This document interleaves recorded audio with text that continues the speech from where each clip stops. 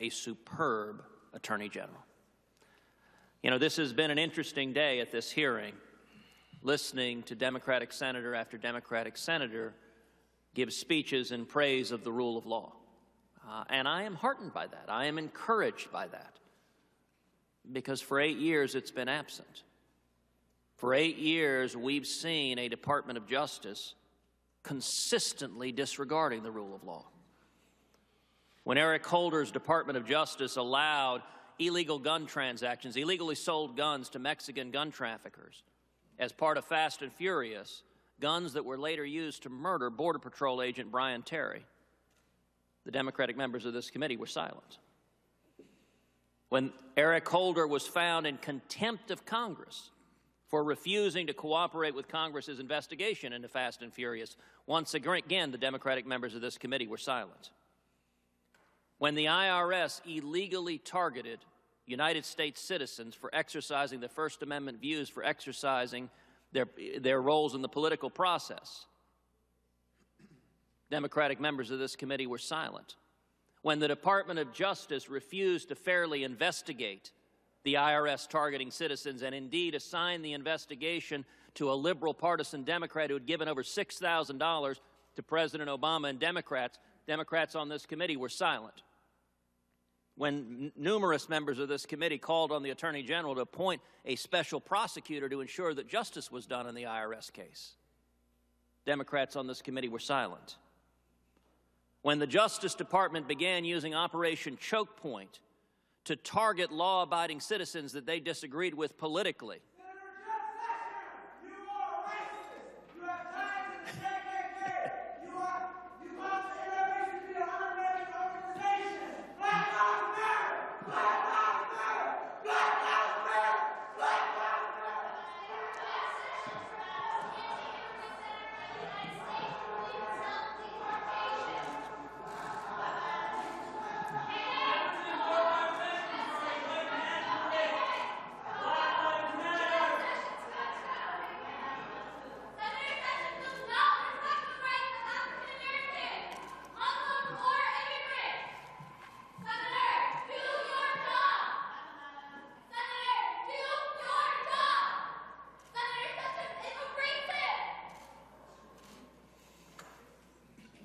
you know, free speech is a wonderful thing.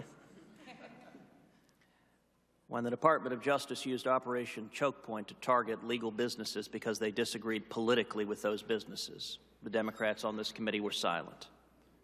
When the Obama Justice Department sent millions of dollars of taxpayer monies to sanctuary cities that were defying federal immigration law, the Democrats on this committee were silent. When the Obama administration refused to enforce federal immigration laws and unilaterally rewrote those laws, the Democrats on this committee were silent.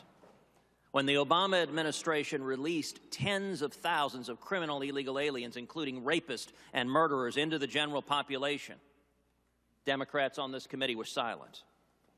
When the Department of Justice signed off on the Obama administration paying a nearly $2 billion ransom to Iran, contrary to federal law, the Democrats on this committee were silent.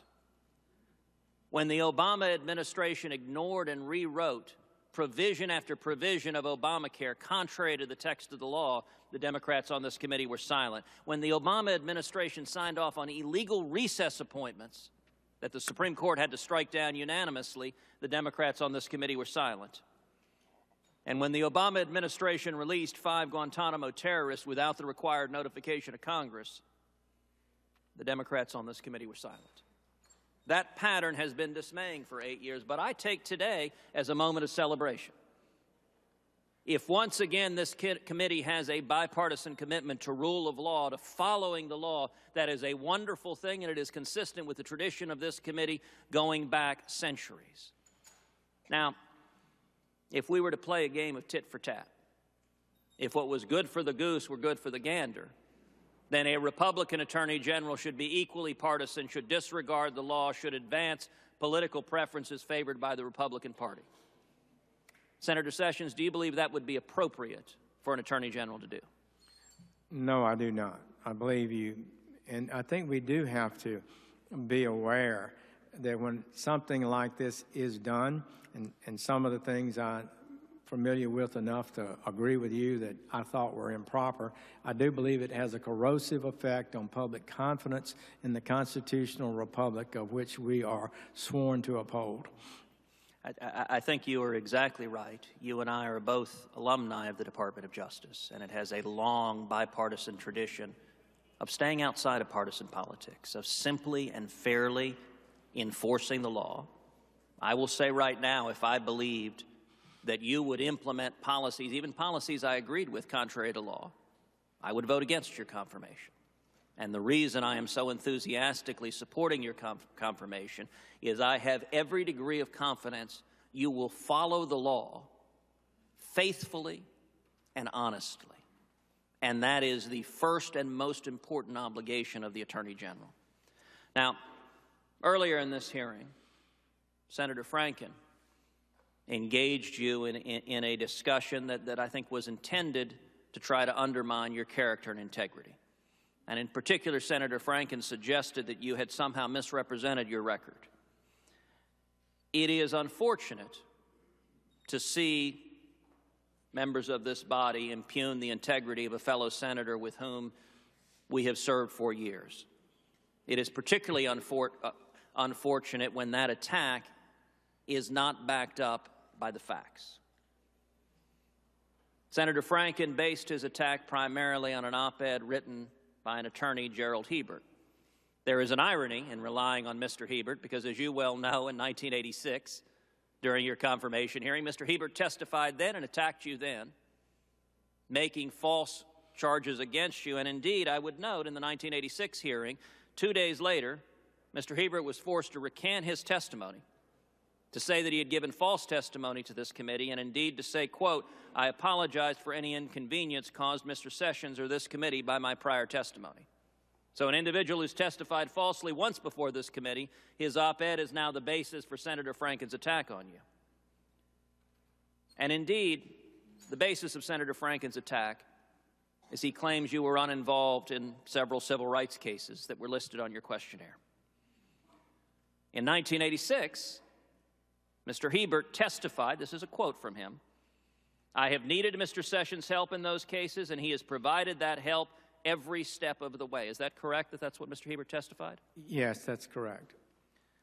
Now, in the 4 cases Senator Franken referred to, you reported all 4 of them in your supplement to the Judiciary Committee. Is that right? That is correct. Mr. Franken didn't mention that.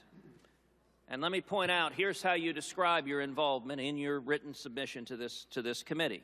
Quote, "For the cases described in 2, 4, 8, and 9, my role, like most U.S. attorneys in the nation and with non-criminal civil rights cases, was to provide support for the Department of Justice, Civil Rights Division's attorneys. I reviewed, supported, and co-signed complaints, motions, and other pleadings and briefs that were filed during my tenure as U.S. Attorney. I provided assistance and guidance to the civil rights attorneys, had an open-door policy with them, and cooperated with them on these cases. For the cases described in 6, I supervised litigation and signed the pleadings." Now, that is consistent with the 1986 testimony that you provided help every step of the way. Is that correct? Well, I think so, yes. There's no question you've been forthright with this committee, and I would note that members of this committee don't have to search far and wide to know who Jeff Sessions is. We've known every day sitting at this bench alongside you.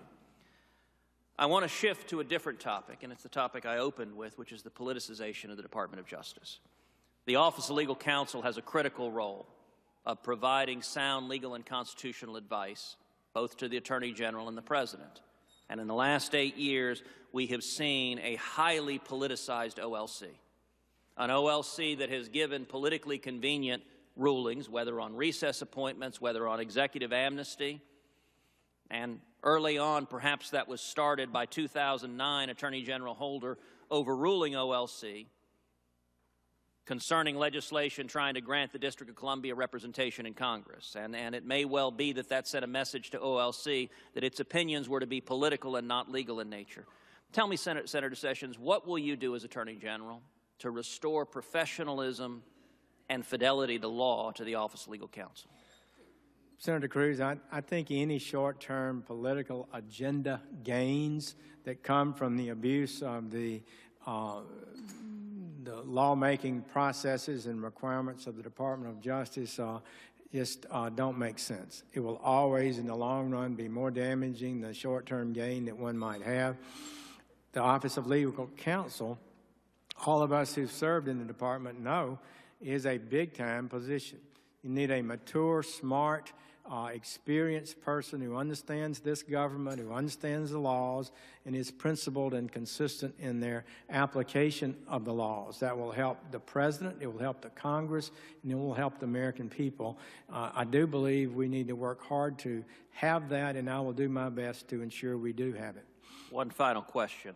In the last 8 years, the Department of Justice's Solicitor General's office has also, I believe, been unfortunately politicized, and it's sustained an unprecedented number of unanimous losses before the United States Supreme Court. Indeed, President Obama's Justice Department won less than half of its total cases before the Supreme Court, which is the lowest presidential win rate since Harry Truman. The average historically for the last 50 years has been about 70%. Numerous of those cases were unanimous, with indeed both Obama Supreme Court appointees voting against the lawless positions of this Justice Department, including their assertion that the government has the authority to supervise and direct the appointment and the hiring and firing of clergy in the church. What will you do as Attorney General to ensure the integrity of the Office of Solicitor General, that it is faithful to the law and not advancing extreme political positions like the Obama Justice Department did that have been rejected over and over again by the Supreme Court? I think the problem there is a desire to achieve a result sometimes that overrides the commitment to the law. In the long run, this country will be stronger if we adhere to the law, even though somebody might be frustrated in the short term of not achieving an agenda. The Solicitor General should not advocate to alter the meaning of words to advance an agenda. That is an abuse of office, and I would try to seek to have a Solicitor General who is faithful to the Constitution, serves under the Constitution, does not feel it has the power to rise above it and make it say what it wants it to say. Thank you, Senator Sessions.